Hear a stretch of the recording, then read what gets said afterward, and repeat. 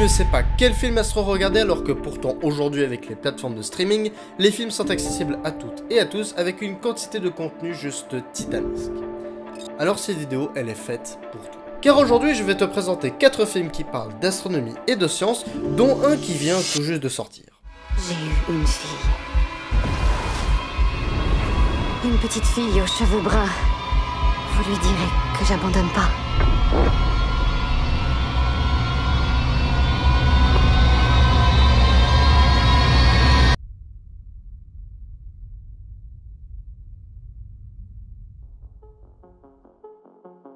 Alors, on va pouvoir tout simplement entamer avec le premier de la liste et qui se nomme Gravity. Gravity est un film de SF et qui nous plonge à travers l'histoire du professeur Stone, incarné ici par Sandra Bullock. Le film commence tout simplement par une ouverture sur une mission de navette spatiale et qui est dans le but de réparer le télescope Hubble. On suit à peu près la mission, on voit tout simplement la réparation à travers du télescope, jusqu'à un seul moment, où justement Houston va annoncer un message très important pour l'équipage. Explorer, ici Houston. Parlez, Houston. Mission avortée, je répète, mission avortée. Procédez au désarrimage d'urgence du télescope Hubble. Initiez la procédure de rentrée. ISS, procédez à une évacuation d'urgence. Bien reçu, procédure lancée. On annonce à l'équipage que 2 satellites russes sont entrés en collision, créant ainsi un gigantesque nuage de débris spatiaux, pouvant ainsi percuter la navette Explorer. Navette Explorer qui est ainsi une navette spatiale américaine fictive inventée pour le film. Puis, à ce moment-là, malheureusement, quand l'équipage apprend cette nouvelle, le nuage est déjà en route en direction de la navette. Du coup, l'équipage a très peu de temps pour entrer à l'intérieur et ainsi pouvoir entamer une manœuvre pour descendre sur Terre. Trop tard, la navette est ainsi frappée de plein fouet du nuage de débris spatiaux et ainsi de ce fait, la navette est réduite en miettes et ainsi elle est quasiment presque détruite, l'équipage est réparti un peu partout dans l'espace et ainsi les seuls survivants vont ainsi devoir essayer de survivre à travers ce gigantesque nuage de débris. En soi, le film est extrêmement bien fait. En effet, il est très immersif, on est plongé dedans, on s'y sent, on se sent menacé par tous ces débris spatiaux qui volent, et on se rend compte très rapidement que ce soit un tout petit éclat-peinture d'un outil perdu par un astronaute, d'une plaque de métal, voire même carrément un étage de fusée entier, tous ces objets peuvent ainsi être dangereux dans cette haute altitude et surtout dans l'espace. Et on se rend très vite compte que le film a pour but de nous sensibiliser à l'importance des débris spatiaux, sachant que d'autant plus qu'aujourd'hui, c'est l'une des plus grandes menaces qu'on peut retrouver dans la haute atmosphère et dans l'espace. Menace qui est encore toujours présente et qui doit être éradiquée d'ici les prochaines années, car de ce fait, actuellement les débris spatiaux passent plus de temps à s'accumuler qu'à se réduire en termes de nombre. Donc, en tout cas, le film nous sensibilise très bien et moi j'ai été quand même très surpris de voir à quel point les débris spatiaux pouvaient être si dangereux que ça. Vous aurez peut-être à choisir entre revoir vos enfants et assurer l'avenir de l'humanité. On trouvera un moyen. On a toujours trouvé.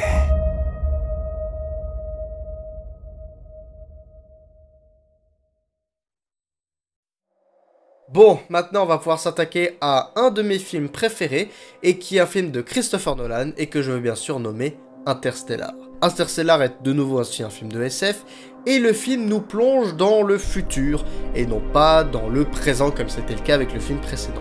On suit tout simplement l'histoire d'un agriculteur nommé Cooper, dont le début du film nous montre tout l'état de la Terre, qui commence à devenir de moins en moins habitable. La Terre devient de plus en plus hostile et aride, et surtout, le réchauffement climatique, etc. est vraiment problème pour ainsi toute la population, et ainsi on découvre que toute la population, toute l'humanité va ainsi devoir se trouver un nouveau berceau, une nouvelle planète, pour ainsi survivre. Alors le scénario tout simplement, c'est tout simplement de trouver une nouvelle planète, mais de ce fait, on a 2 options.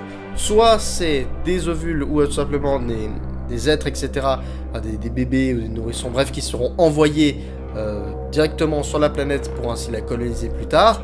Et une autre option, c'est ainsi d'envoyer les astronautes, dont un équipage dont Cooper en ferait partie, et qui devrait ainsi de même visiter les planètes pour ainsi savoir si elles sont habitables ou non. et de ce fait dans l'histoire, c'est la deuxième option qui sera retenue. Et du coup, le film a que pour but en effet de nous montrer toutes les choses, tous les aspects, aussi également tous les concepts de l'univers, et on va justement un peu plus parler de la touche que Christopher Nolan aime bien rajouter dans tous ses films. En soi, le film est très bon en termes de visuel, mais bon, en termes de scénario, là, c'est à la Christopher Nolan.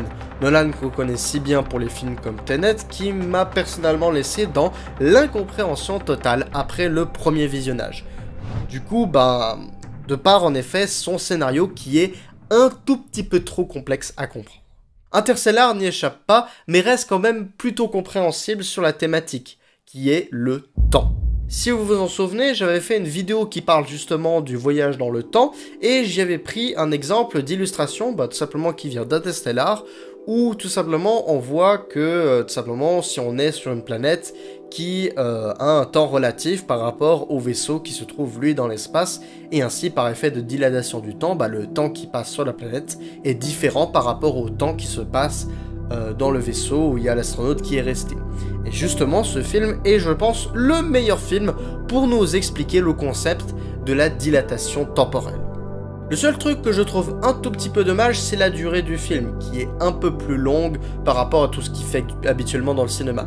Mais bon, vu la densité du film, il n'y a pas vraiment à s'ennuyer. Et c'est une parfaite transition pour vous parler du prochain film, qui est ni plus ni moins qu'Oppenheimer. Vous êtes l'homme qui leur a donné le pouvoir d'autodestruction. Or, le monde n'est pas prêt.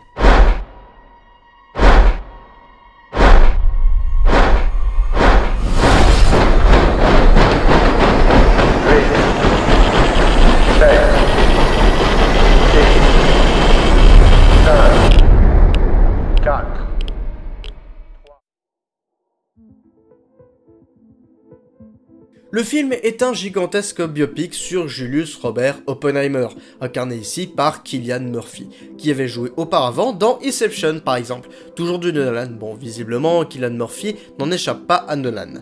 D'ailleurs, si on continue la liste d'acteurs de films qui constituent Oppenheimer, c'est rempli de pas mal d'acteurs connus, comme par exemple Matt Damon pour le général, ou encore Robert Downey Jr. qui avait auparavant joué Tony Stark dans les Marvel avant de se sacrifier en faisant son snap dans Endgame. Mais on retrouve aussi en second plan Rami Malek, qui est un acteur un peu moins connu mais qui l'est tout de même, qui avait joué dans un autre biopic en tant que personnage principal, et je veux bien sûr parler du film qui fait l'hommage à Freddie Mercury. Et il a aussi joué dans une série télévisée qui elle s'appelle Mr. Robot. Ah, et aussi une petite mention à l'acteur qui joue également Einstein dans le film. Parce que oui, on voit Einstein dans Oppenheimer, et je trouve qu'il y a une extrême bonne ressemblance avec ce que les photos de l'original donnent, et ce que donne dans le film. Voilà, je sais absolument pas du tout lequel est, mais voilà, je trouve ça juste génial, la ressemblance est juste frappante, donc vraiment. Le détail, Nolan, ça n'échappe pas, il adore ça. Et vraiment, c'est ce qu'il aime le plus faire, c'est s'attarder sur les détails. Et c'est juste génial. Bref, reprenons l'histoire. Le film nous plonge à travers l'histoire de Oppenheimer, ainsi également que de la bombe atomique. Le film est par contre pour le coup compréhensible. En même temps, Christopher Nolan ne peut pas se permettre de modifier l'histoire pour ainsi répondre à toutes ces fantaisies scénaristiques, si j'ose dire. Bref, il est compréhensible, mais il est surtout très bien structuré. Du début à la fin, je me suis vraiment... Pour le coup, certaines critiques disaient que on s'ennuie dans le film, etc. Moi, je trouve que non. Moi, je me suis pas ennuyé une seule seconde. Le montage et la manière dont nous expliquer les choses sont très très bien maîtrisés. À noter que dans le film, il n'y a que très peu d'effets visuels par rapport à tout ce qu'il fait aujourd'hui. Et d'ailleurs, la manière dont on fait virer les acteurs, c'est vraiment que du full maquillage. Il n'y a pas de VFX, il n'y a pas de 3D, etc. Il n'y a pas de motion capture, etc. Vraiment, c'est que du full maquillage. Et vraiment, pour le coup, c'est juste impressionnant de voir que, même si aujourd'hui on a la technologie, et les méthodes traditionnelles qu'on utilisait avant, elles fonctionnent toujours. Ah, et sans oublier que tout ce que je vous ai dit sur les effets spéciaux, ça concerne pas que les acteurs, ça concerne aussi pour certains éléments du film, mais aussi également l'explosion qu'on voit dans le trailer, mais qu'on voit aussi dans le film, elle aussi elle était réelle. Bon, c'était pas une explosion nucléaire, bien évidemment, mais au moins c'est une explosion quand même, et qui était réelle. Et pour le coup, là aussi, Nolan, toujours dans le sens du détail, et c'est ça qui lui ressemble. Bon bref, je vais pas m'éterniser plus dessus, le film est juste une merveille en termes d'histoire, de réalisation, juste regardez ce film, mais pour le coup vraiment. Et le film, bien sûr, nous fait passer littéralement par toutes les émotions, hein, la tristesse, la joie, le film est très sérieux, etc. Mais que diriez-vous maintenant d'un film un tout petit peu plus calme, un peu plus apaisant, un peu plus de repos? Bah, c'est ce que propose le prochain film et qui se nomme Passengers. Il faut que je te dise quelque chose.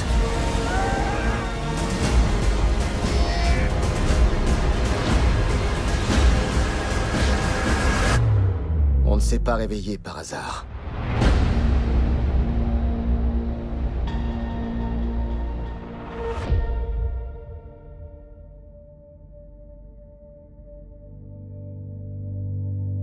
Alors Passengers est lui aussi un film de SF, mais surtout un film de romance d'amour, dans laquelle on suit l'histoire d'un vaisseau spatial traversant l'espace interstellaire afin d'arriver vers une nouvelle planète habitable, qui là encore, comme dans Interstellar, on doit trouver une nouvelle planète à coloniser.